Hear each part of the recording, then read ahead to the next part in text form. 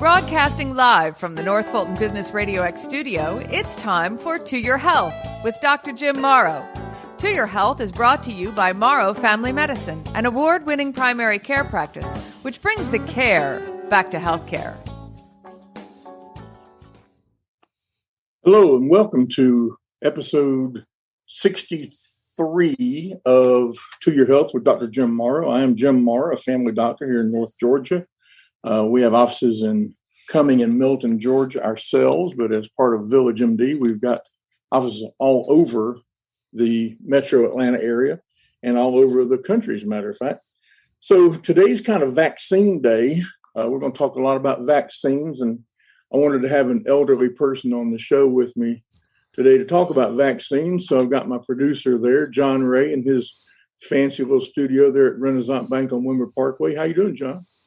I'm good. I'm just delighted to serve. You're glad to be called elderly when you're 5 years younger than I am? Yeah, you're talking to me like you're my, 20-year-old son. So That's right. Well, I feel like it sometimes, and that's a good thing. That's a good thing. Usually when I'm asleep, that's when I feel that good.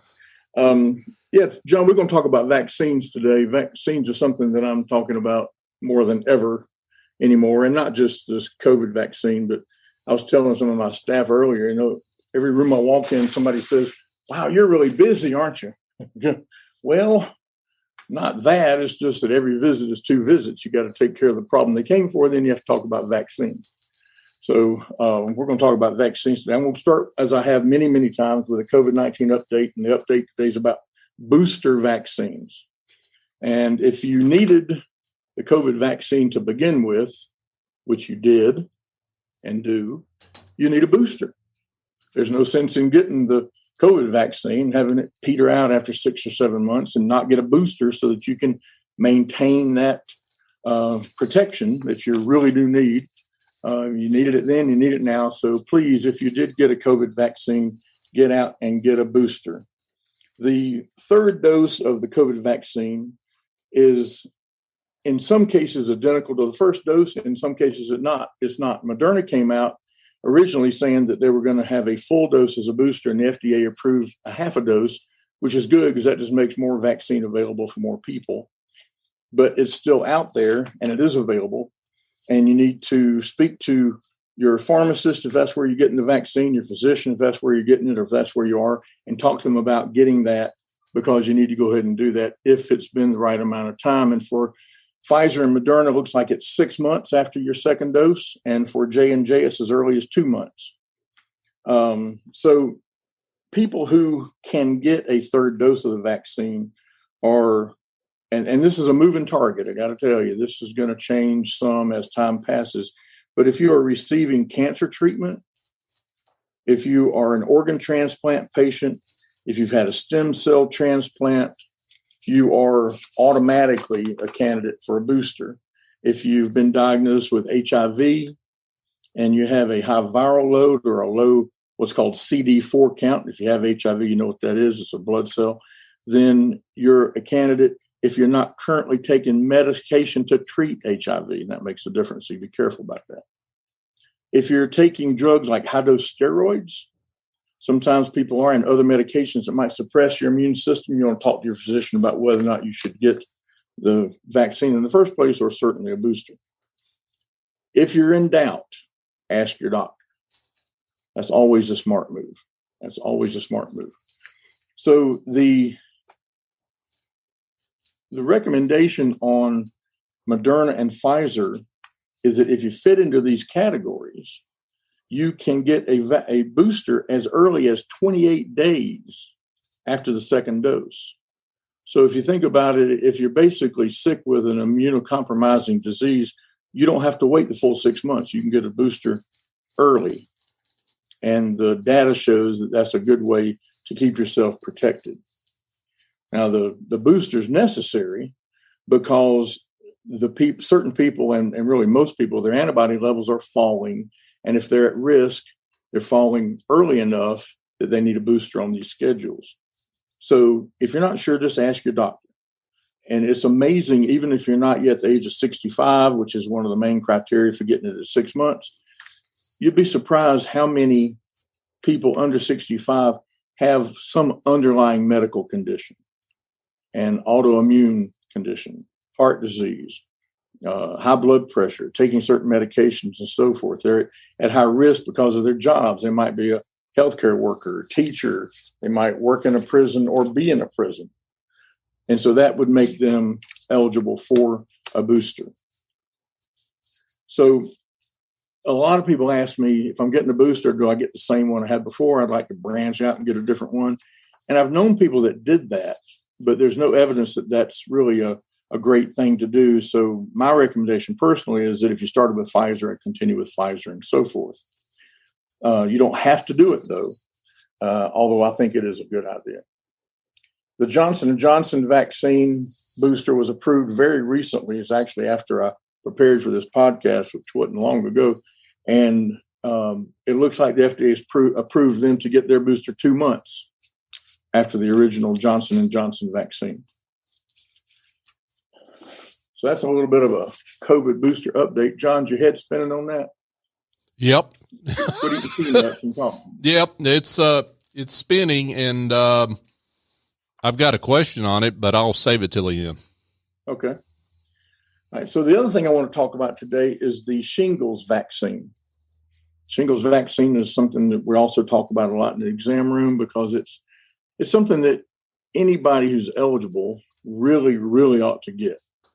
And if you aren't sure if you want to get the shingles vaccine, talk to 10 or 12 of your friends. One of them's probably had shingles and can give you a good description of what it is like. And I think that probably would encourage you to get the vaccine.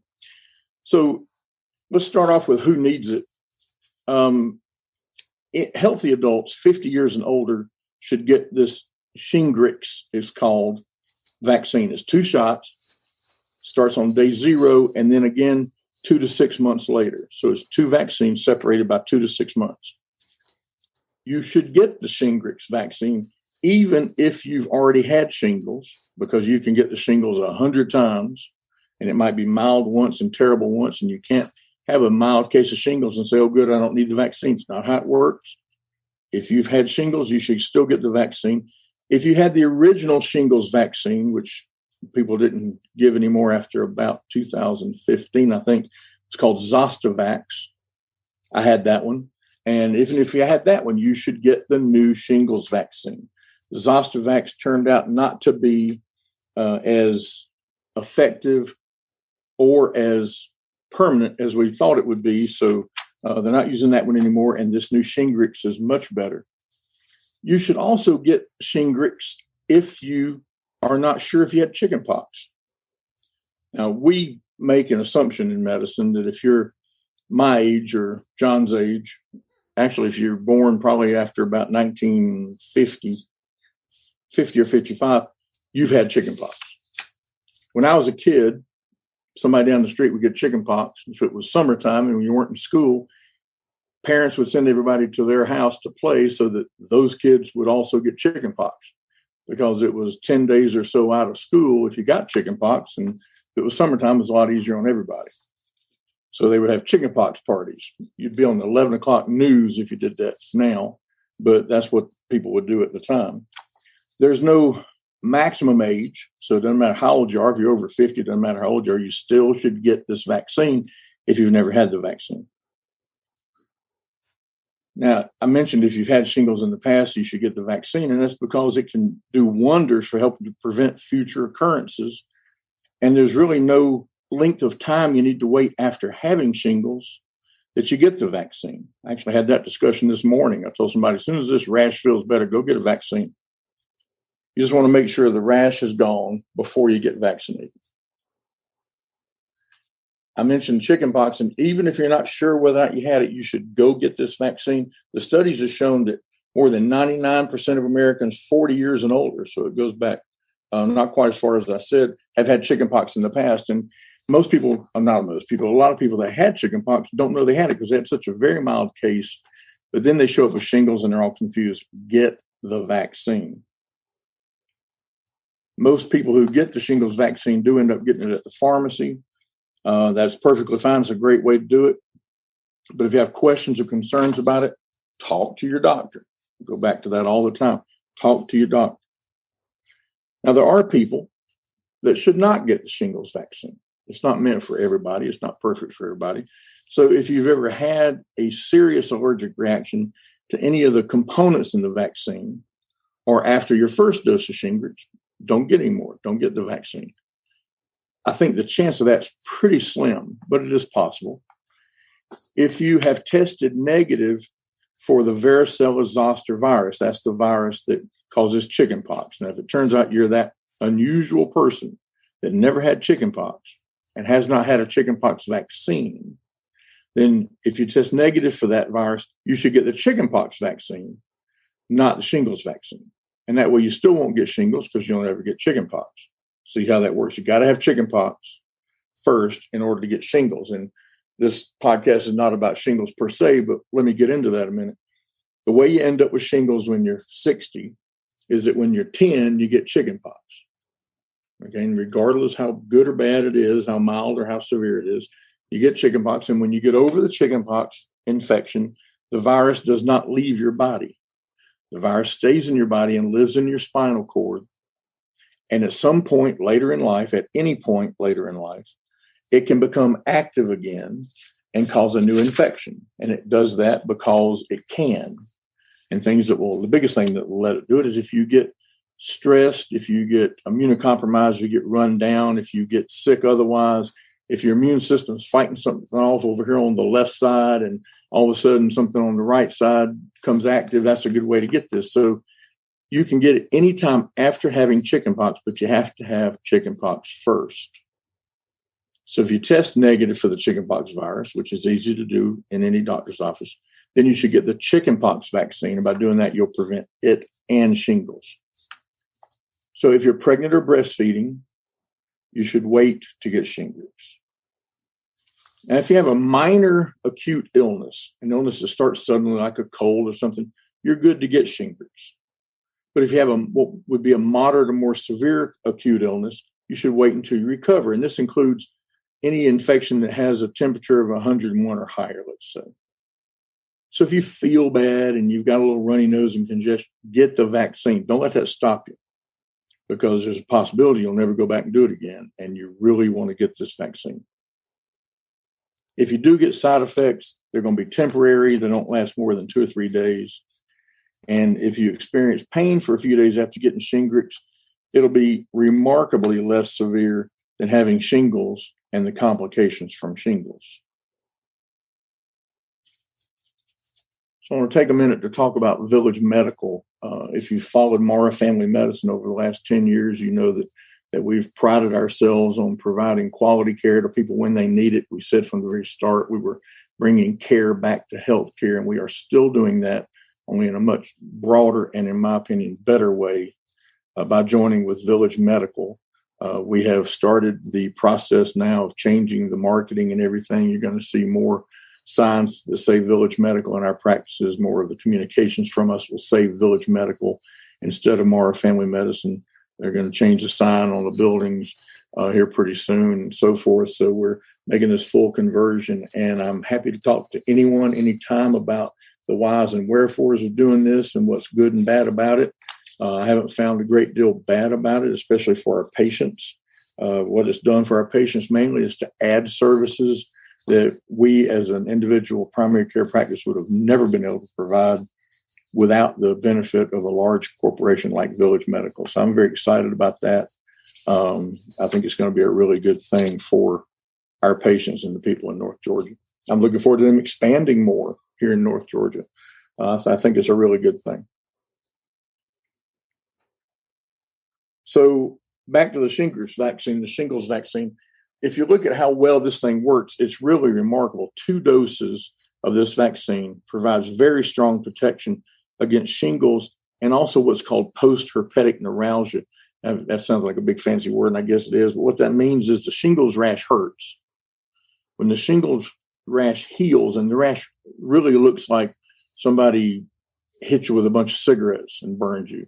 Or I've seen it where it looked like a blowtorch on the chest, and it can just be horrible. And it may be nothing but a painful strip of skin, but it can just be absolutely horrible.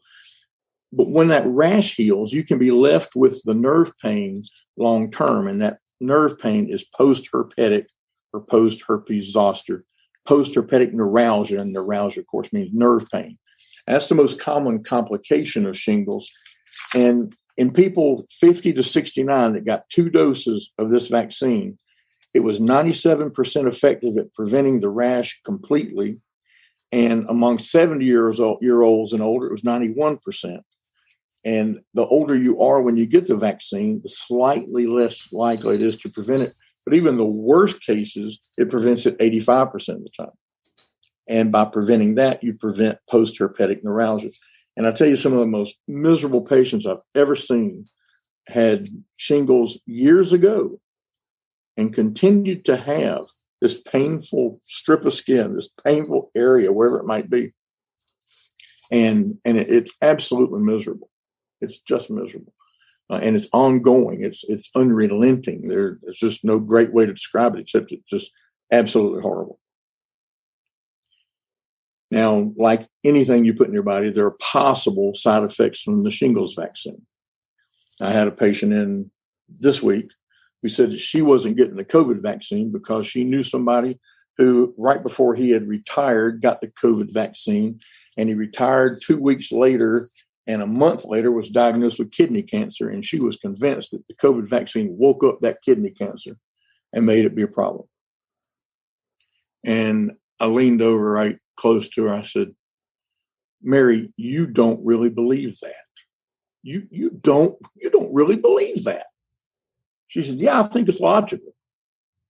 And I said, that's a big part of the problem with people's understanding or lack thereof of the COVID vaccine and about COVID in general. They're looking for logical, and we're looking for scientific, and there's a big, big difference. So your vaccines are not going to wake up your cancer. It doesn't work that way. But they can give you some things. I mean, the studies show that shingles vaccine is safe. It helps your body create a strong defense against shingles. That's the whole purpose. But as a result, anytime you generate immunity, you might not feel great, and you might not feel great for a couple of 3 days. That's all. And most people that had anything got a sore arm with some mild or moderate pain after getting the shingles vaccine. Pain's a very nebulous thing anyway. If you have a pain, you might say it's a scale of 10, and somebody else had the same pain. They might say that's about a 4.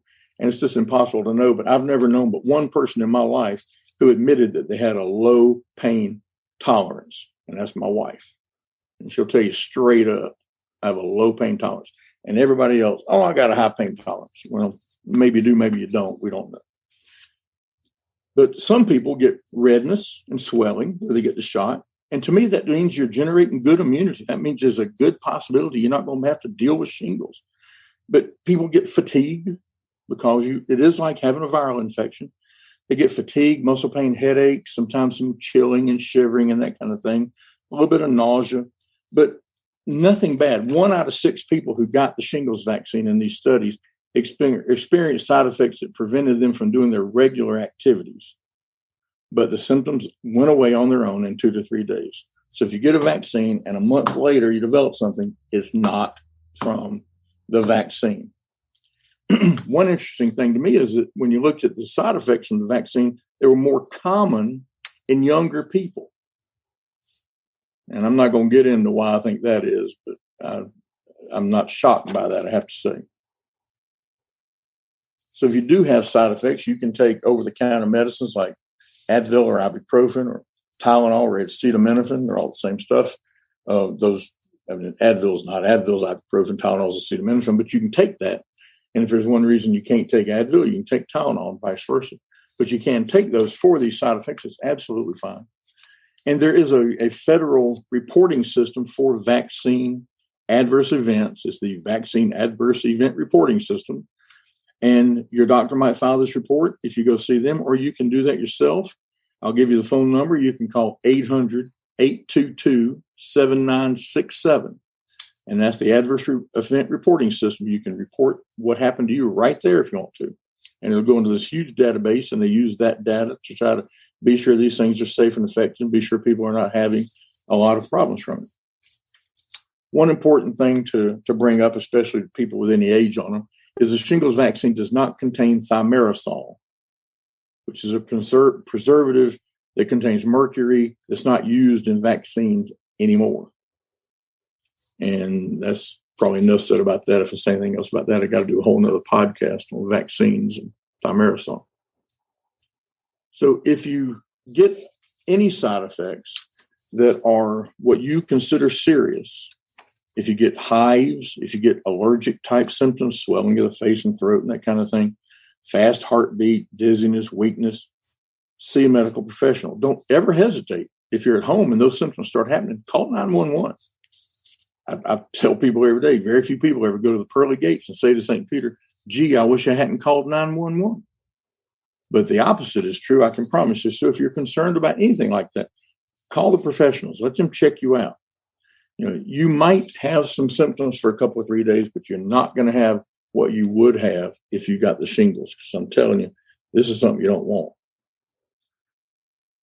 Now, one problem with the shingles vaccine that I found is it can be expensive. I've not yet seen an insurance program that paid for it terribly well. I had a Medicare patient that paid $200 for shingles for the vaccine. And he said to me, he said, you know, I got a feeling that if I got a bad case of shingles, I'd probably shell out $200 pretty quick to get rid of it. So I got the vaccine. And I think that's good logic. I really do. Check with your insurance company. Ask them about the vaccine, what it would cost you. Make a decision based on your own circumstances. But it's almost impossible to imagine that you would regret getting this vaccine. It's a really, really effective vaccine. It's one and done. You get the 2 shots. You're done with that series. You're done for good. You're protected for life. You're not going to get a bad case of shingles. And I'm telling you, it is something you don't want. I've seen some absolutely horrible cases of this, and it's just not something you want to experience if you can avoid it. And John, that's what I got on the shingles vaccine. So, a couple of questions, if I can. And I have to say, I've had shingles, you know, years before the vaccine, and I can attest that you do not want to get shingles. So, I had a terrible case of it, and no, you cannot work while you're doing it. You can't. It puts you down. Period. So you can't think of anything except the pain.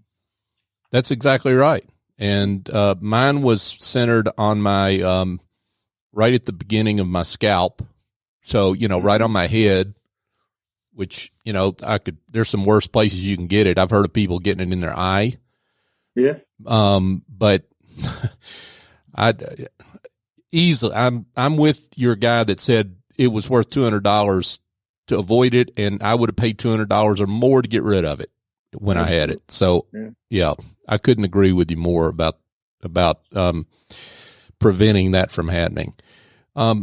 So I guess the question is a couple of timing questions. So what, you know, folks are here looking at trying to get a flu shot here before the end of October, looking at a booster shot and a shingles shot. Should you separate these out, get them at the same time? Talk about that.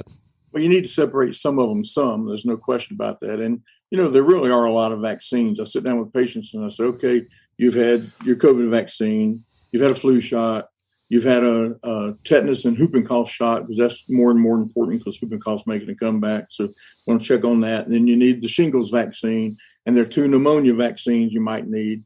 And so it is an important conversation. You can get, number one, you can get flu and COVID at the same time. And I might have said this on the previous podcast. I hope I did. But if Moderna is working on a combination vaccine for flu and COVID to be given at the same time, if they call it Flovid, they owe me money.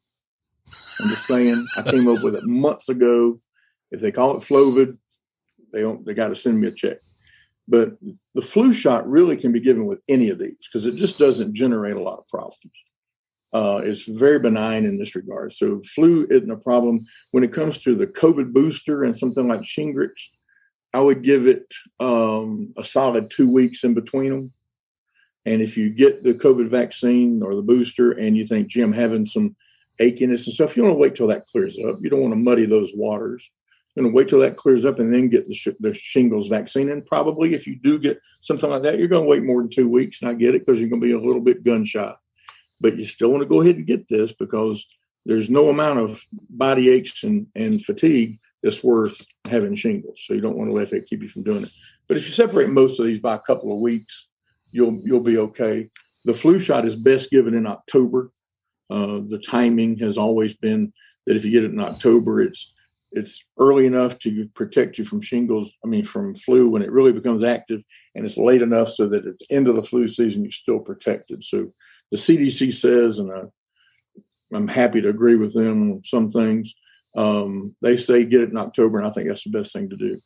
If you're due for a COVID booster, I get the flu shot first because you want to go ahead and get it done, and then you can get your COVID booster a week or so later if they won't give it to you at the same time, but you can do them at the same time. Got it. We've got a question here about getting the booster, and you say that the timing is for Pfizer and Moderna 6 months. Does this mean we're going to have to get a booster every 6 months from here on? Well, that's a great question, and I get it a lot. And the answer is we don't know yet because we are still learning about the COVID virus, the COVID-19 virus. I think we are, though. I think the answer to your question is probably going to be yes. I'm prognosticating here, and that's probably not smart, but that's never stopped me before. I think we're looking at getting them on some sort of schedule. Now, if we can get enough people vaccinated, then I think we will be okay and we'll be able to do it more like a flu shot. But right now, with so many people out there spreading high levels of virus, I think we're looking at a couple of times a year probably, because I personally have proven that you can get pretty darn sick with COVID even after the vaccine. I haven't had my booster because I had to wait because of medicines I got. But next week I'm getting my booster, and I'll be glad to do it. But it's a sticky wicket, if you will. Got it. So this must be somebody I know and you know that won't put their name on this, okay? The reference is to the low tolerance of pain that Peggy, your wife, has. Yeah. And this wise person, there's another term for it, says, John, both Jim's wife and your wife must have a high tolerance of pain to be married to both of you. Well, that's a high tolerance of tolerance. Okay. That's just have a high tolerance in general. But I'm sure I cause enough pain to have that statement be accurate. But I don't know about Monica. I think Monica must be a saint. That's the only thing I can say about Monica. There's no question about that. And I'm whoever you are, I'm checking the IP address this email came from to see who. I know you are. Yeah. I know you are. Yep. Before we go, and I hope people are still listening, before we go, I want to talk about the charity that Peggy and I started 9 years ago when she came to Georgia. This is all her idea, and it's been unbelievably wonderful. We have a charity that provides money to the school district so that they can provide technology and devices, that's internet at home and devices for children that don't have it. There's a large number of families in Forsyth County, there was when we started, that didn't have it. And now every student in the county that needs it can get it because of the money that we've raised. And we're very, very proud of that. But we're at the end of our fundraising cycle for 2021. We are currently in the very beginning of an online auction. We've not done this before, but there's an online auction that's filled with a lot of great memorabilia and other home items and a lot of really good items, trips and so forth. And if you're interested in this auction and maybe getting a good deal on something and helping out some kids here in Forsyth County, you can go to the website givergy.us/BYOT. Givergy is just like it sounds, GIVERGY.us/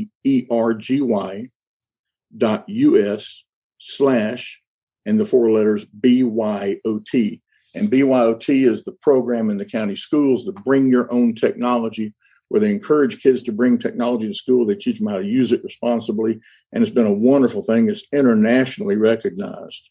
And it does a wonderful job for these kids. So our charity is the Forsyth BYOT benefit. And so that website is givergy.us/BYOT.